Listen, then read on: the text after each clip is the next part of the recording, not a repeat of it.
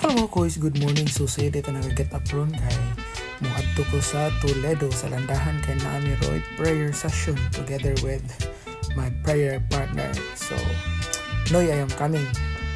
See you there. So ito nibiyahe nila ko pa daw sa Toledo. So padayon sa pagtanaw aron mahibalo ka sa mga panghitabo.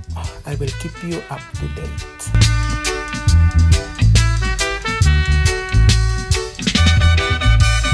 So rinapita kay murag giduka ta so ni stop over ta kay nang itatawag kape kay medyo layo pa ang atong biyahiyon.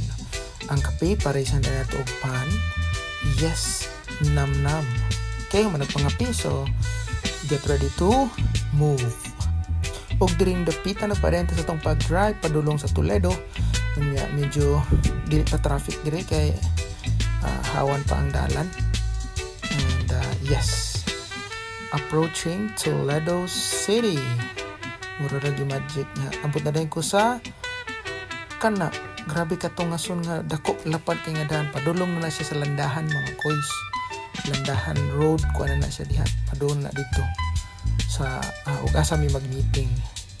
Kaya medyo challenging na kay diri ang agianan kay pag abot sa unahan ana diha lapad kay nindot abot di ba?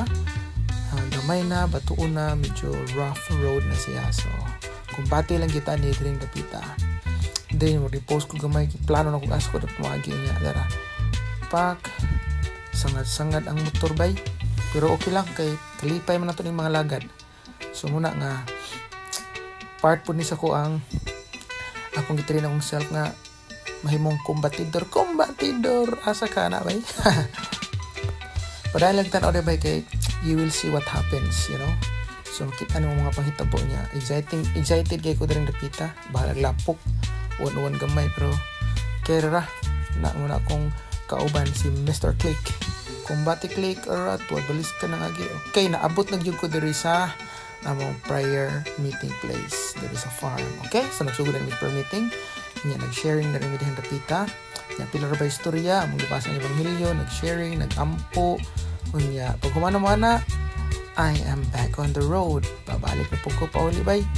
Kanito rin napita mga koys, medyo ay nindot-nindot na ang daan. See? Nindot og scenery, nindot og view. Sige lang ang view na sa mga kahoy.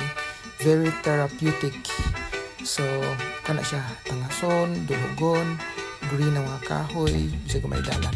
Unya here, ningkamot ko kay naabtan mo ko sa kong kagutom so ni stop over na puta diri kay ting paniud ko na maron. Time check ko ana man ni alas 12:03. So dagwang inasal kumbati guba ang bawas inasal bay. Alright, so padung ta uli og naabot na dayon ko sa Compostela. Nagmisngis sa kainit pero okay ra. Hurot ang energy pero nakadaig nagpasalamat sa tong langit nong amahan. Nilang ko tob daghang salamat. Amping ampo. God bless.